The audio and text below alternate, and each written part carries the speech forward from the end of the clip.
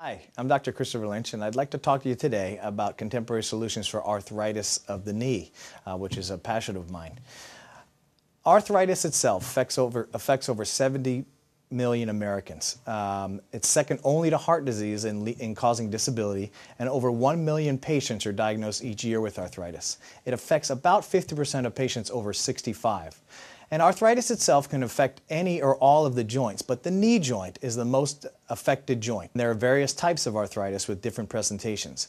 Osteoarthritis is the most common presentation of arthritis. There are other forms of arthritis, such as rheumatoid arthritis, post-traumatic arthritis, gouty arthritis, and septic arthritis, among others.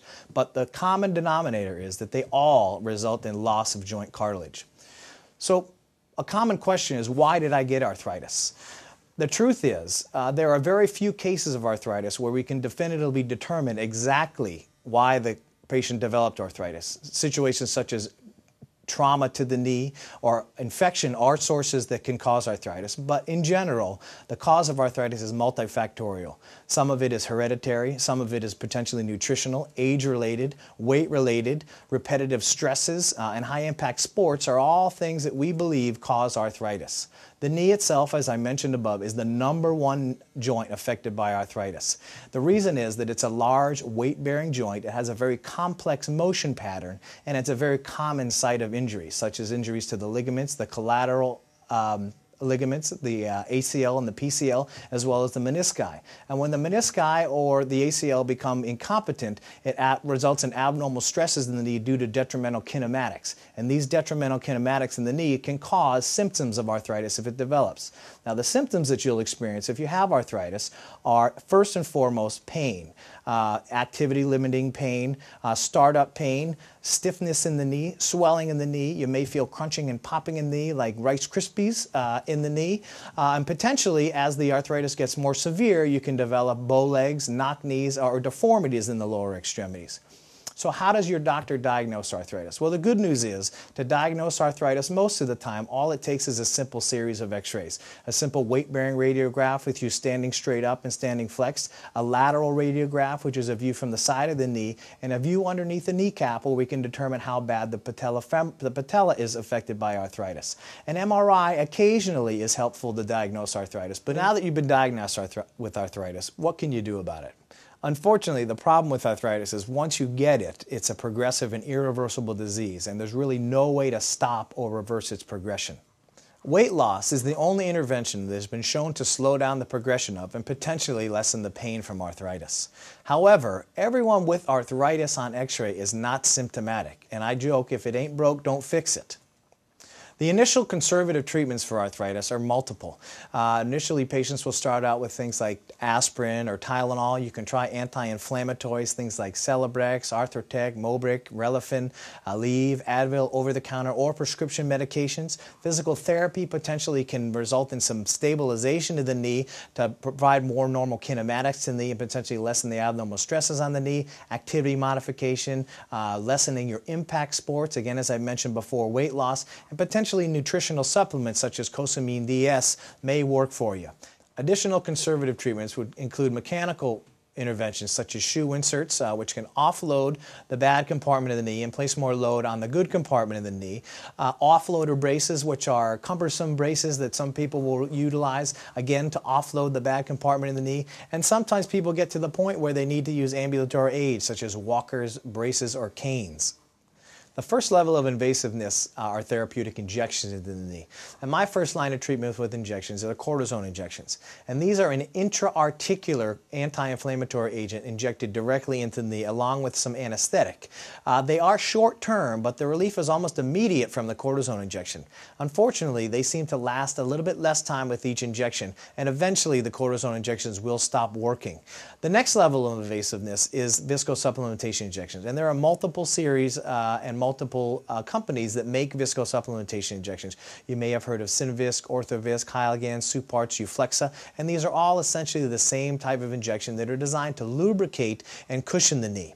Normally, these injections, unlike the cortisone injection, have a delayed effect. They may take 1 to 2 months to give you relief. They are an attempt to augment the normal joint fluid in the knee, providing lubricating and cushioning properties. The potential, however, for these to last longer term is better, and the company that makes these implants will tell you that about 70% of patients will experience at least 6 months of relief, and potentially longer. You have to remember, however, that arthritis is not an emergency, and when conservative treatments no longer provide you with long-term relief of your pain or your quality of life is being affected, then surgical and reconstructive treatments and consultation with an orthopedic specialist may be required. None of the treatments mentioned previously are going to fix the problem. They're all treating the symptoms of arthritis, but not necessarily fixing the problem or curing the problem.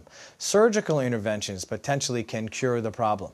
And the surgical interventions available for knee arthritis are things such as arthroscopy, osteotomies, and arthroplasty.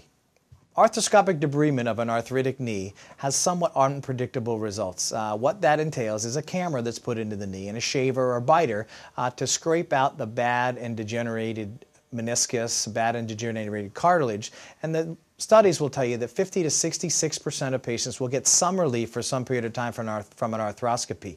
They're really best more for patients with mechanical symptoms and not necessarily for patients with arthritis. In fact, patients with arthritis who have the rest of the cartilage taken out or some of the cartilage taken out may actually do worse after arthroscopy. Knee osteotomy, which was more popular before the success of contemporary knee replacements, are really useful more for young, healthy patients who want to really stay active. The early results are acceptable, but the long-term results are definitely questionable, and they're still not getting rid of the arthritis in the knee. Again, none of the treatments mentioned above are going to cure the problem.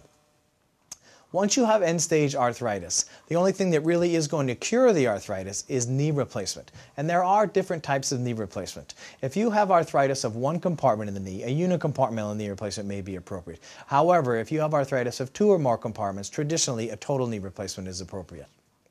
Arthritis involving one compartment, you may, as I mentioned before, be a candidate for partial knee replacement. You replace only the diseased part of the knee. They retain all the ligaments in the knee. It's a much smaller incision, which potentially means a quicker rehab. You retain all the healthy cartilage, and it's definitely a more normal feeling knee. But if you have degenerative arthritis in 2 or more compartments, you really need a total knee replacement. There's more predictable and reliable long-term relief. The success is well documented. It replaces all 3 compartments, so there's really no chance of you getting quote-unquote repeat arthritis. All the cartilage and bone is gone. There's variable ligament sacrifice with a total knee replacement, but it's a very tough rehab. And no current implant designed today actually recreates the normal knee. Total knee replacement is 3 different compartments: the medial compartment, or the inside of the knee, the outside compartment, or the lateral compartment of the knee, and the patellofemoral joint. And all these are replaced with the total knee replacement. It's the most common joint replaced. The first knee replacement was performed in 1968, and there are over 600,000 knee replacements performed a year in the United States, and the predictions are that that's only going to increase significantly over the course of the next 10 years. The patient satisfaction after total knee replacement, typically around 85 to 90% for relieving pain and restoring mobility. And improvements in materials and techniques continue to increase the effectiveness of an already very successful procedure. And nowadays, we're hoping that the changes in the implant and the plastic and the way we implant the knees are going to allow these to last 20 years. I understand there are a lot of fears about knee replacement surgery. Some of them happen to be that I'm too young for surgery, I'm too old for surgery, I'm too active for surgery, I'm too heavy for surgery, and I'd be happy to discuss these with you in the office if you make an appointment. I'd be happy to talk with you about any of these concerns or any other aspects of knee replacement or conservative treatment for knee arthritis. Thank you for taking the time to learn more about your arthritis, and I look forward to seeing you in my office.